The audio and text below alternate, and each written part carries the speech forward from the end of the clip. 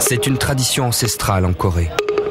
Une fois par an, au mois de mai, les bouddhistes investissent les rues de la capitale pour célébrer l'anniversaire de Bouddha.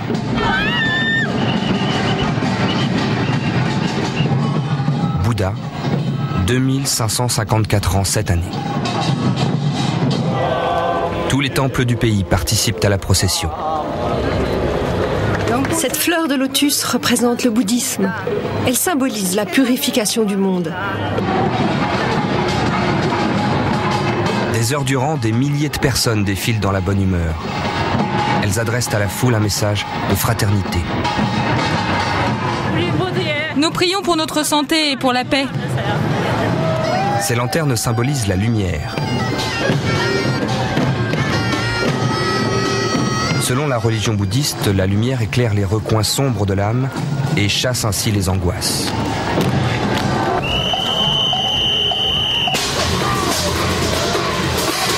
Le bouddhisme ou la voie de la sérénité. Au fil du temps, le défilé s'est pourtant ouvert à de nouveaux personnages qui n'ont rien à voir avec la religion, comme ces créatures de dessins animés. Le bouddhisme a beau être la première religion de Corée, il est en perte de vitesse dans le pays. Alors tous les moyens sont bons pour attirer la foule.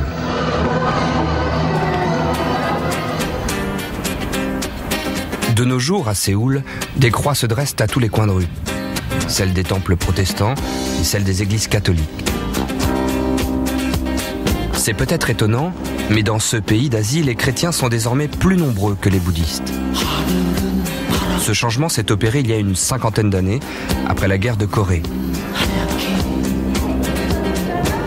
Selon ce spécialiste des religions, il correspondait à une volonté de développement de la population.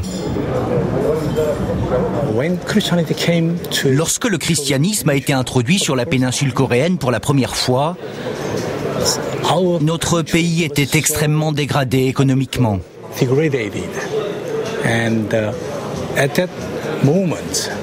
À cette époque, certains Coréens ont considéré le bouddhisme traditionnel de manière négative. Et puis ils ont accueilli le christianisme occidental comme une force de modernisation. Symbole de ce phénomène, l'église du plein évangile de Yeouido. Fondée juste après la guerre, elle est devenue la plus grande paroisse du monde. C'est dimanche, Madame Che vient assister à l'office en famille.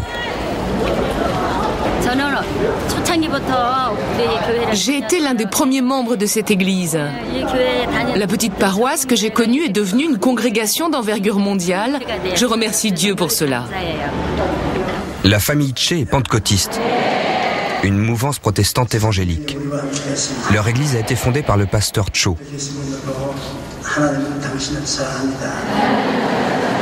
Aujourd'hui, ils sont 20 000 à être venus l'écouter, mais bien davantage en réalité.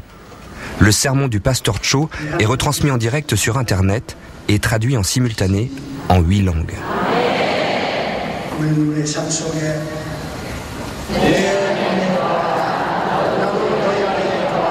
En Corée, l'église du plein évangile compte 800 000 fidèles qui considèrent le pasteur Cho comme un prophète.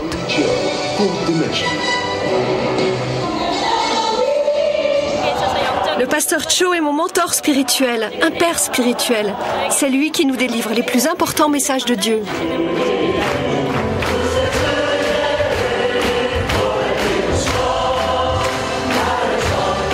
Très vite, l'édifice se transforme en un gigantesque karaoké.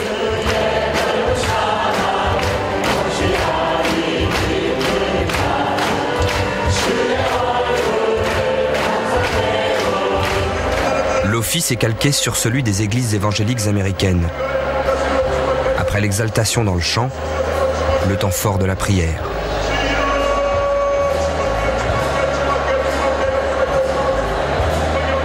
Dans une grande transe collective, les paroissiens prient à voix haute pour le pardon de leurs péchés et la guérison de leurs malades. En plus plus de l'enthousiasme de ses fidèles, l'église du Plein Évangile peut compter sur leurs dons. Madame Che cherche l'enveloppe dans laquelle elle dépose sa contribution mensuelle. Une fois par mois, on dépose 10% de notre revenu dans cette enveloppe et on la glisse dans l'urne réservée aux dons.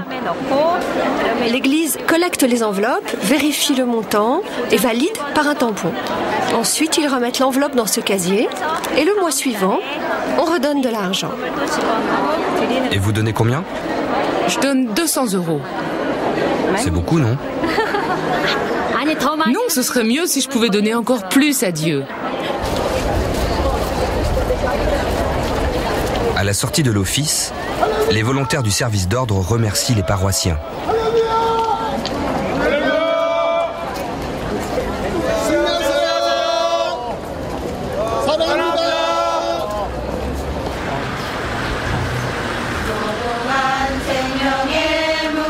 En dehors de la messe, les paroissiens se réunissent une fois par semaine. Ce vendredi, c'est Madame Che qui reçoit. Dans l'assemblée, des femmes qui font partie de l'église depuis plusieurs décennies et d'autres depuis tout juste un an. Ces procédures servent à aider les nouveaux convertis à s'adapter à leur nouvelle vie. Notre église est trop grande pour s'occuper de chaque paroissien. Les réunions de cellules les aident à créer des liens. Le concept de cellule a été mis au point par le pasteur Cho. Leur multiplication constitue la clé de l'expansion de son église. Dans mon quartier, je suis en charge de 27 familles. Si nous convertissons davantage de monde et que la cellule grandit, nous la divisons en deux, nous élisons un nouveau responsable et une autre cellule est créée. Il existe 30 000 cellules comme celle-ci. Ces réunions sont une nouvelle occasion de prier, mais aussi de faire des dons. L'église du Plein Évangile est à la tête d'une véritable fortune dont elle refuse de dévoiler le montant. Ici aussi, la religion peut être un filon financier. D'où une compétition féroce entre paroisses. Le prosélytisme fait partie du quotidien. Certains de la foi prêchent dans la rue,